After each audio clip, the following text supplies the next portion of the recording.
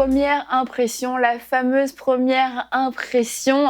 Et alors, est-ce qu'on est en train de parler de ça aujourd'hui ? Eh bien non, parce que je crois que c'est difficile de ne pas avoir une première impression sur quelqu'un. On voit des choses, on ressent des choses, mais ce qui est important, c'est d'aller au-delà de cette première impression, parce que lorsqu'on ne va pas au-delà, lorsqu'on ne cherche pas à savoir si ce qu'on a ressenti, si ce qu'on a vu était vrai, nous sommes dans le jugement, un jugement basé sur les apparences, un jugement basé seulement sur ce que nous connaissons ou nous pensons connaître, et c'est là que ça peut devenir dangereux. Donc c'était la première chose. Déjà, je veux vous rassurer, on peut avoir une première impression sur quelqu'un, mais assurons-nous que cette impression, si nous voulons la garder, la conserver, qu'elle soit vraie, que ce soit la pensée de Dieu sur la personne qui est en face de nous, parce qu'il y a tellement de facteurs qui peuvent nous influencer selon notre éducation, selon notre passé, selon le pays où on habite, selon un tas de choses, selon notre propre humeur du jour.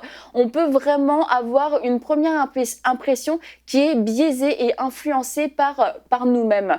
Ça peut être l'habillement, ça peut être la manière dont la personne a parlé, l'environnement dans lequel la personne était, et on peut sauter rapidement aux conclusions. Et une fois passée cette première impression, c'est important de demander au Seigneur, mais qu'est-ce que tu penses de cette personne ? Et nous pouvons utiliser le seul et unique critère sur lequel nous pouvons juger, c'est l'amour. L'amour qui croit tout, l'amour qui espère, l'amour qui ne soupçonne pas le mal. Cet amour parfait qui est répandu dans nos cœurs, c'est le seul critère que nous avons à notre disposition si nous voulons juger de la bonne façon, c'est-à-dire voir comme Dieu voit, avec ses yeux d'amour.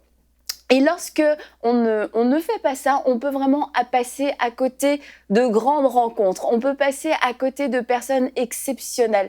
Et je pense notamment à Jésus. La Bible dit qu'il n'avait rien pour attirer les regards.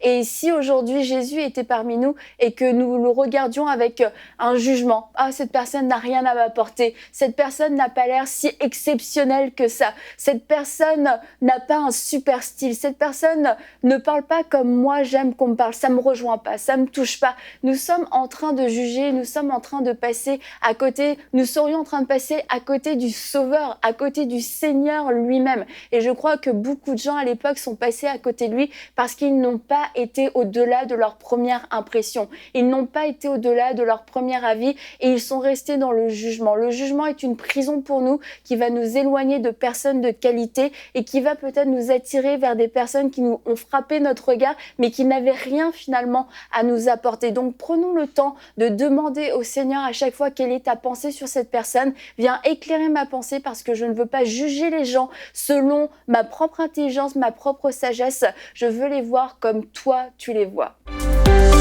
Retrouvez la suite de ce programme dans l'émission Bonjour chez vous sur ENCI TV.